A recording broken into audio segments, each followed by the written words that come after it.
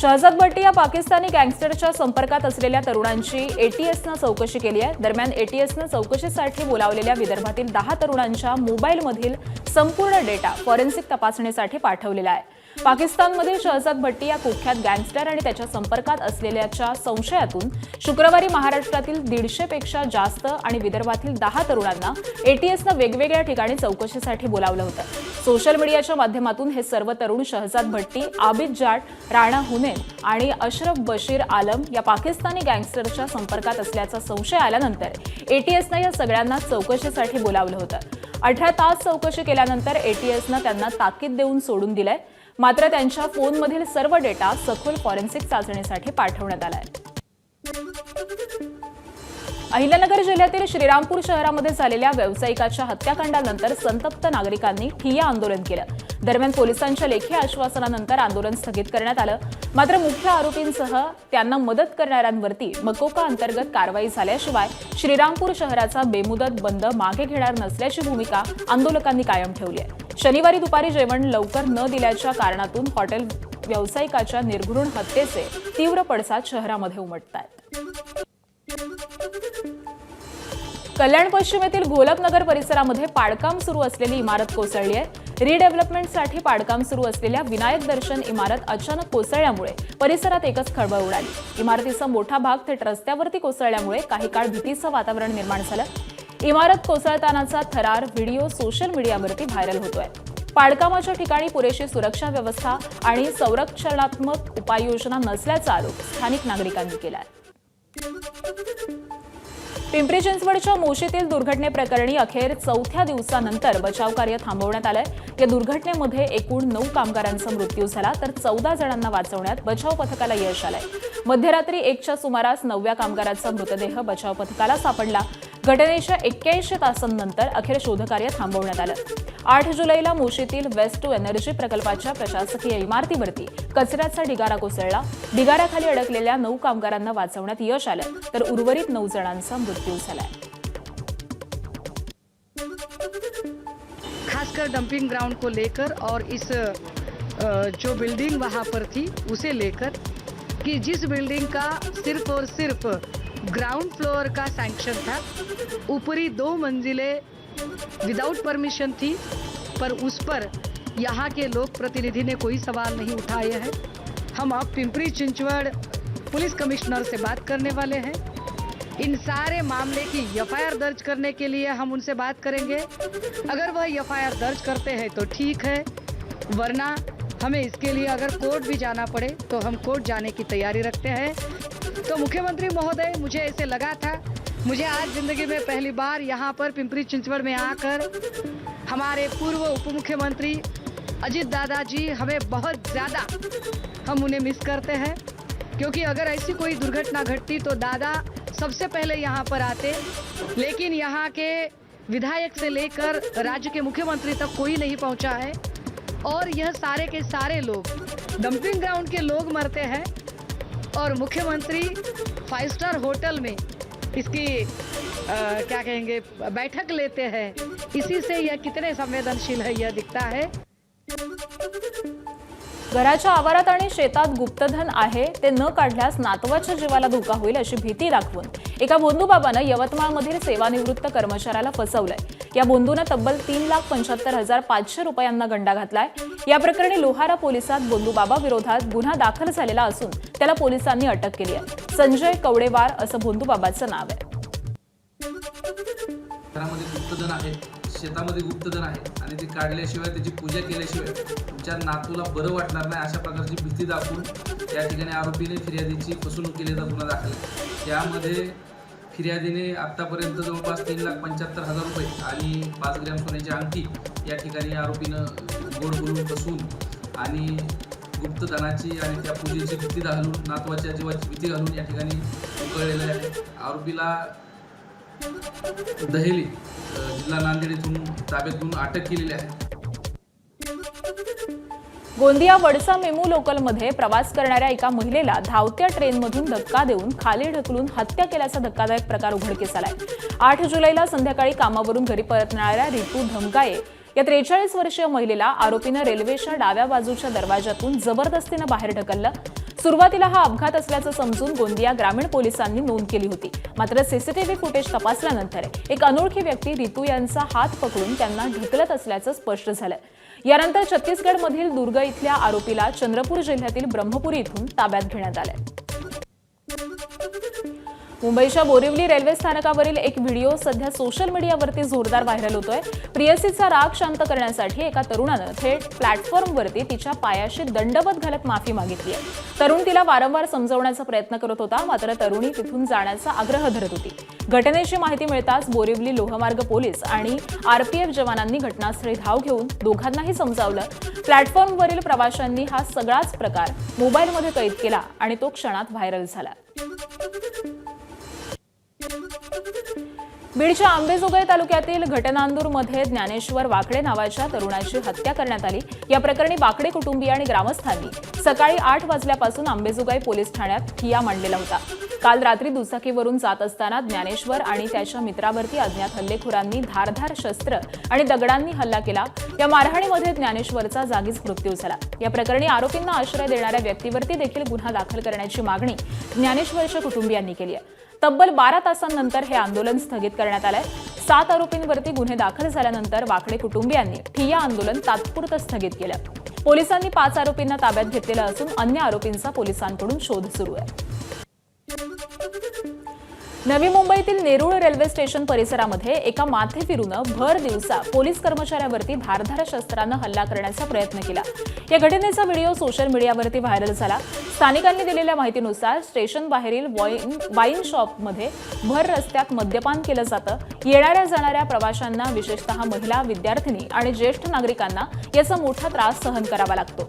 या संदर्भामध्ये अनेकदा रेल्वे पोलीस आणि स्थानिक पोलिसांकडे तक्रारी करण्यात आल्या, मात्र कोणतीही ठोस कारवाई न झाल्यामुळे गुंडगिरीचं प्रमाण वाढल्याचं स्थानिकांनी म्हटलंय. मुंबईच्या पायधुणी परिसरामध्ये एका 8 वर्षांच्या चिमुकलीवरती इमारतीच्या सुरक्षा रक्षकानंच अत्याचार केल्याची धक्कादायक घटना घडली आहे. इमारतीतील शौचालयामध्ये ही मुलगी गेली असता सुरक्षा रक्षकानं अत्याचार केला. जखमी मुलीला जवळच्या रुग्णालयामध्ये दाखल करण्यात आलंय. या घटनेची माहिती मिळताच परिसरात संतापाची लाट उसळली आहे. संतप्त नागरिकांनी पायधुणी पोलीस ठाण्याला घेराव घातला. आरोपीला तात्काळ फाशी द्यावी अशी मागणी इथल्या रहिवाशांनी केली आहे. पायधुणी पोलिसांच्या हद्दीमध्ये आज दुपारी जे आहे एक पोलिसांना कॉल प्राप्त झाला. त्या अनुषंगानं एक अल्पवयीन मुलीवरती बलात्काराची घटना घडल्याची माहिती होती. त्या अनुषंगानं पोलीस स्पॉटवरती जाऊन जे आहे की पोहोचलेले होते. संबंधित जे आहे आरोपी ताब्यात घेतलेला आहे आणि या अनुषंगानं जे आहे आपण रजिस्टर FIR दाखल करून अधिक तपास चालू आहे. यातील जो आरोपित आहे तो तिथे जे गोडाऊन आहे त्याच्यातला वॉचमन आहे. त्या अनुषंगानं आपला अधिक तपास चाललेला आहे. धाराशिवच्या कळंबमध्ये शीतपेय प्यायल्यामुळे 2 परिचारिकांना विषबाधा झाली आहे. दोघांवर रुग्णालयामध्ये उपचार सुरू आहेत. धाराशिवमध्ये शेगावच्या गजानन महाराजांच्या पालखीत हे शीतपेय वाटलं जाणार होतं. याआधी 2 परिचारकांना विषबाधा झाली. त्यानंतर FDAचं पथक घटनास्थळी दाखल झालं आणि FDAनं वारीत वाटले जाणारे शीतपेय जप्त केलंय. शीतपेय कुठून आलं, कोण वाटणार होतं याचा तपास सुरू आहे. संबंधित एजन्सीचा लातूरमधील साठाही विक्री न करण्याचे आदेश देण्यात आलेले आहेत. विषबाधा झालेल्या दोघींची प्रकृती गंभीर आहे, तर पालखी शहरामध्ये दाखल होण्यापूर्वी हा धक्कादायक प्रकार समोर आल्यानं मोठा अनर्थ टळलाय. जो डिस्ट्रीब्युटर आहे कॉपरचा आतार म्हणून गोल्डन त्याचं नावाचं एक दुकान आहे. तिथून त्यांनी आणलं होतं. तर त्या ठिकाणी 11 बॉक्स त्याच्याकडे होते ते स्टॉकमध्ये. आम्ही त्याला वितरित करू नका म्हणून त्याला तिथंच थांबून ठेवलं. त्याच्यानंतर FDच्या अधिकाऱ्यांनी ते पण ताब्यात घेतलेलं आहे. आणि ज्यांनी ते गोल्डनवाल्यांनी जिथून आणलेला होता तर त्याला आम्ही सांगितलं त्या लातूरवाल्याचं एक एजन्सी आहे गोविंद कृष्णा म्हणून त्याचं नाव आहे. त्या ठिकाणी त्याला लातूरवाल्याला आम्ही सांगितलं की कोणाला डिस्ट्रीब्यूट करू नका, आहे स्टॉक तिथं थांबून ठेवा आणि ज्या ठिकाणी तुम्ही डिस्ट्रीब्यूट केलेलं आहे प्रत्येक तालुक्यामध्ये त्यांना पण तुम्ही थांबून ठेवा म्हणून आम्ही हे सगळं थांबवलं. फॉर यू म्हणून त्यांनी विकत घेतलं होतं आणि ते प्यायलं. रस्त्यावर प्यायल्यानंतर त्यांना असं त्रास जाणवला. परत जिल्हा रुग्णालयात दाखल झाले. त्यावेळेस इथले जे वैद्यकीय अधीक्षक आहेत आणि सगळे मेडिकल ऑफिसर्स, सगळा स्टाफ हजर होता. त्यांनी त्याला ट्रीटमेंट केली, परंतु फार थोड्या वेळामध्ये पेशंट सिरियस झाला. दोन्ही पेशंट सिरियस झाले. एक पेशंट जास्त क्रिटिकल होता. जगद्गुरू संत तुकाराम महाराजांचा पालखी सोहळा दौंड तालुक्यातील यवत गावात मुक्कामी आहे. यवतच्या ग्रामस्थांनी यंदा देखील वारकऱ्यांसाठी पिठलं भाकरीची खास मेजवानी दिली. यावेळी बारामती लोकसभा मतदारसंघाच्या खासदार सुप्रिया सुळे यांनी यवतमधील श्री काळभैरवनाथ मंदिरामध्ये हजेरी लावली. त्यांनी स्थानिक महिलांसोबत बसून वारकऱ्यांसाठी भाकऱ्या थापल्या. याशिवाय सुप्रिया सुळे यांनी वारकऱ्यांसोबत बसून पिठलं भाकरीचा प्रसादही घेतला. भक्ती आणि सेवेचा हा सोहळा पाहण्यासाठी परिसरातील भाविकांनी मोठी गर्दी केली होती. आषाढी वारीमध्ये येणाऱ्या वारकऱ्यांसाठी एसटी महामंडळानं यंदा खास योजना आणली आहे. 40 वारकरी एकत्र आले तर त्यांच्यासाठी महामंडळाकडून विशेष एसटी बस उपलब्ध करून दिली जाणार आहे. यंदाच्या वारीसाठी पंढरपुरात 4 बस स्थानके, 5,500 बसेस आणि 11,000 चालक वाहक वारकऱ्यांच्या सेवेसाठी तैनात असतील. यावेळी प्रथमच वारीत चांगलं काम करणाऱ्या एसटी कर्मचाऱ्यांचं प्रगती पुस्तक तयार केलं जाणार आहे. राज्याचे परिवहन मंत्री प्रताप सरनाईक यांनी पंढरपुरात जात बस स्थानकाची पाहणी केली. त्यानंतर महामंडळाच्या सर्व विभागांची बैठक घेऊन आषाढीचं अंतिम नियोजन केलं. वारकऱ्यांना सर्वतोपरी सेवा सुविधा देण्याचा महामंडळाचा प्रयत्न असल्याचं त्यांनी यावेळी सांगितलं. प्रवाशांच्या मागणीचा विचार करता ह्या वर्षी आम्ही जवळजवळ 5,500 बसेस या ठिकाणी आता उपलब्ध करून देतोय. प्रामुख्याने आम्ही नवीन योजना काढलेली आहे. त्या माध्यमातून 40 जर भक्तगण एकत्र आले, वारकरी एकत्र आले तर त्यांना पूर्ण बसेसच आम्ही भाड्याने देऊन त्या माध्यमातून त्यांची सुविधा करण्याची योजना आखलेली आहे. त्याला सुद्धा प्रतिसाद मिळतोय. आषाढी वारीच्या निमित्तानं महाराष्ट्राची लोकसंस्कृती संपूर्ण जगासमोर येत असते. यातच पुण्याच्या दिवे घाटातून माऊलींची पालखी जात असताना एक अनोखा प्रसंग कॅमेऱ्यात कैद झालाय.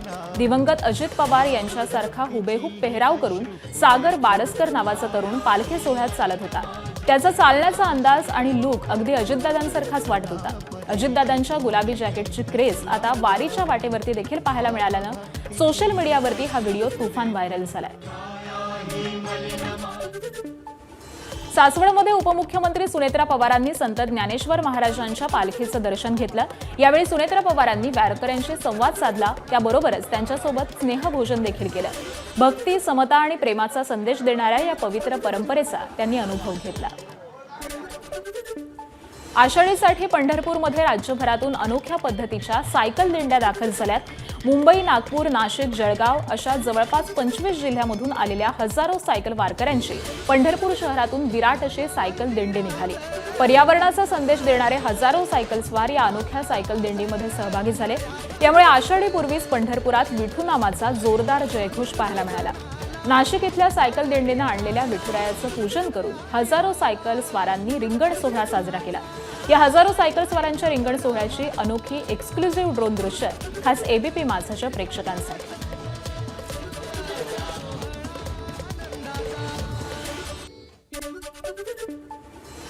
संत जनाबाईंच्या पालखीचं त्यांच्या जन्मगावी म्हणजेच परभणीच्या गंगाखेड इथून पंढरपूरकडे प्रस्थान झालंय.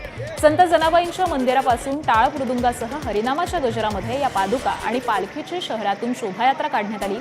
गंगाखेड, परळी, आंबेजोगाई, धाराशिव असा पायी प्रवास करत ही पालखी पंढरपूरला पोहोचली आहे.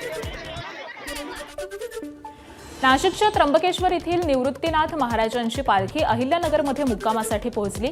निवृत्तीनाथ महाराजांची पालखी कृषी उत्पन्न बाजार समितीत 2 दिवस मुक्कामी असणार आहे. जवळपास 1 लाख वारकरी या पालखी सोहळ्यामध्ये सहभागी होतात. प्रशासनाकडून देखील वारकऱ्यांच्या मुक्कामासाठी सोय केली जाते. मंडप, पिण्याचं पाणी, स्वच्छतागृह, औषधोपचार अशा सर्व सोयी सुविधा प्रशासनाकडून दिल्या जातात. मात्र अहिल्यानगरच्या पुढे गेल्यावरती अनेक समस्या निर्माण होत असल्याचं दिंडी प्रमुख मोहन महाराज बेलापूरकरांनी सांगितलेलं आहे. त्याबरोबरच पोलीस बंदोबस्त वाढवण्याचीही गरज असल्याचं त्यांनी स्पष्ट केलं. या मुक्कामामध्ये अनेक रस्त्यामध्ये हे आरोग्य सेवा सर्वच कॉलेजमधली 1 नंबरची सेवा दिलेली आहे. सीन गेला, भाग गेला, अवघा झालासी आनंद अशा उक्तीप्रमाणे सर्वच या आरोग्य सेवातील सर्वच डॉक्टरांचे आम्ही वारकरी आभार मानतो. साधारण आम्ही त्र्यंबकेश्वर पासून तर पंढरपूरपर्यंत ही सेवा देण्याचा प्रयत्न करत आहोत. त्यामध्ये आम्ही जे भाविक आहेत त्यांना आम्ही औषध देतो, गोळ्या देतो, IV देतो, इंजेक्शन देतो. आयुर्वेदिक औषधाच्या सहाय्याने, आयुर्वेदिक तेलाच्या सहाय्याने त्यांच्या पायाचा मसाज केला जातो, जेणेकरून त्यांचा दुखावा कमी होतो. शेगावच्या संत गजानन महाराजांची पालखी धाराशिव जिल्ह्यात दाखल झाली. बीड धाराशिव जिल्ह्याच्या सीमेवरती कळंब इथे पालखीचं उत्साहात स्वागत करण्यात आलं. यावेळी भाविकांनी दर्शनासाठी मोठी गर्दी केली, त्यामुळे संपूर्ण कळंब शहरात भक्तिमय वातावरण निर्माण झालं. आज कळंब शहरामध्येच पालखीचा मुक्काम आहे. यंदा या पालखीचं 57वावं वर्ष आहे, तर तब्बल 700 किलोमीटर पायी प्रवास करून ही पालखी पंढरपुरात दाखल होते. अत्यंत शिस्तबद्ध पालखी म्हणून या पालखी सोहळ्याची ओळख आहे. टाळ मृदुंगाचा गजर आणि गणगण गणात बोतेच्या जयघोषामध्ये शेकडो वारकरी या वारीमध्ये सहभागी झालेत. दर्शन झालं का? हो, दर्शन झालंय. कसं काय वाटलं? समाधानाचं वातावरण? एकदम छान वाटलं. आमच्या नगरीमध्ये श्रींचं आगमन झालं, खूप छान वाटायले. मावशी कुठून आलात? कळमचीच आहे, मी इथलीच आहे. अच्छा, हा, जयघोष चालू आहे माऊली नामाचा. चांगलंय गजर. मला पण लय आवडतंय. हा. हो, लय आनंद वाटतंय मला माऊलीत. किती वर्ष यायचं? जवळचं पांडुरंग येतो. किती वय किती? 82 वर्ष. एकटेच पायी आलात का कसं आलात? सातारा जिल्ह्यातील लोणंद नगरीमध्ये 15 जुलैला संत ज्ञानेश्वर महाराजांच्या पालखीचं आगमन होणार आहे. त्यामुळे वारकऱ्यांच्या सुरक्षिततेसाठी आणि सुविधांसाठी प्रशासनानं जय्यत तयारी सुरू केली आहे. मदत आणि पुनर्वसन मंत्री मकरंद पाटील यांनी नीरा नदीचा घाट आणि मुख्य पालखी स्थळाची पाहणी करून प्रशासकीय तयारीचा आढावा घेतला.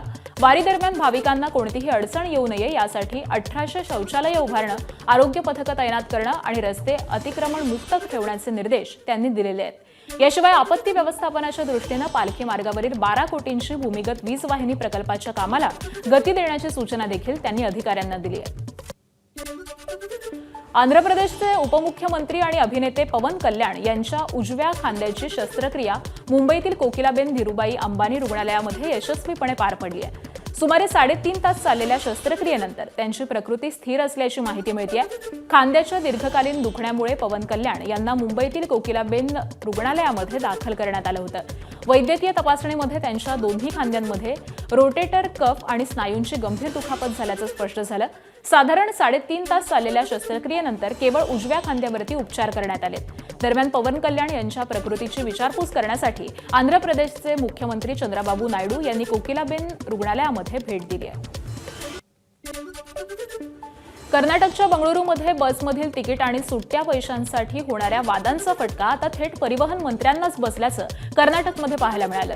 सामान्य प्रवाशांना कोणत्या अडचणींचा सामना करावा लागतो हे जाणून घेण्यासाठी परिवहन मंत्री बायराधी सुरेश यांनी मास्क लावून बसनं प्रवास केला. मात्र तिकिटासाठी 100 रुपयांची नोट दिल्यानंतर सुट्टे पैसे नसल्यामुळे कंडक्टरनं त्यांना थेट बसमधून उतरवून जाण्यास सांगितलं. कंडक्टरला समोरचा प्रवासी परिवहन मंत्री असल्याचंही ओळखता आलं नाही.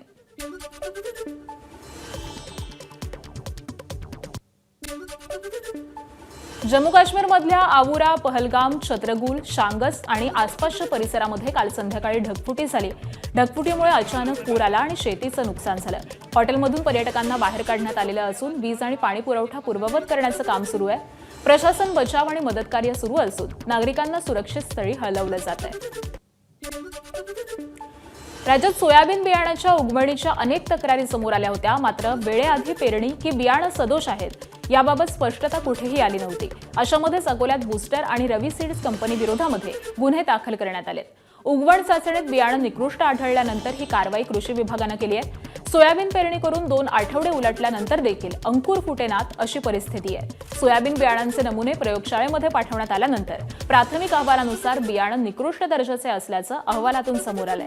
अखेर अकोल्यामध्ये सिटी कोतवाली आणि MIDC पोलीस ठाण्यामध्ये बूस्टर आणि रवी सीड्स बियाणं कंपन्यांवरती गुन्हे दाखल झाले.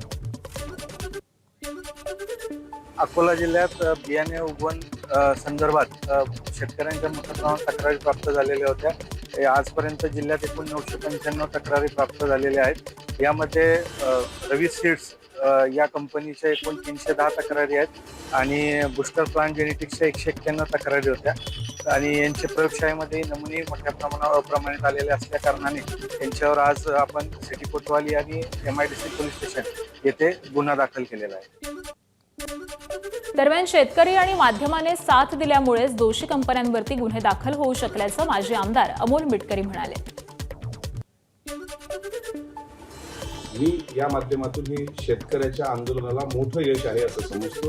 कारण रवी सीड्स सारख्या मुजोर कंपनीवर महाराष्ट्रातला पहिला गुन्हा अकोल्यात दाखल झाला आणि याचं श्रेय अर्थातच आपल्या शेतकरी बांधवांना आहे, त्यांच्या एकजुटीला आहे.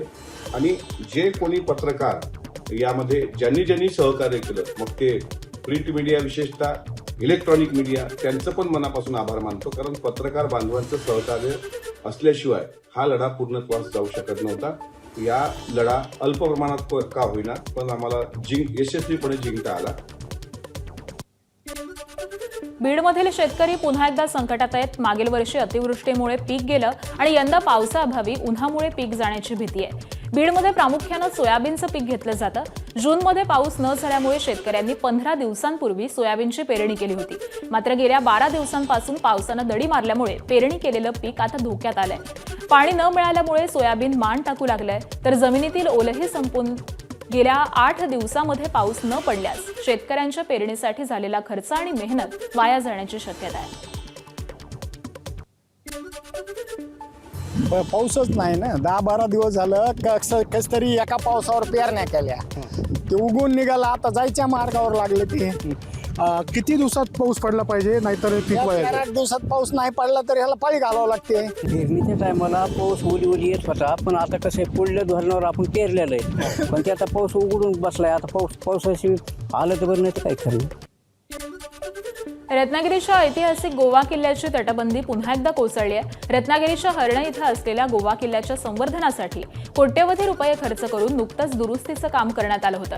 मात्र मुसळधार पावसामुळे प्रवेशद्वारासमोरचा तटबंदीचा मोठा भाग ढासळल्यामुळे या संवर्धन कामाच्या गुणवत्तेवरती गंभीर प्रश्न उपस्थित झालेत.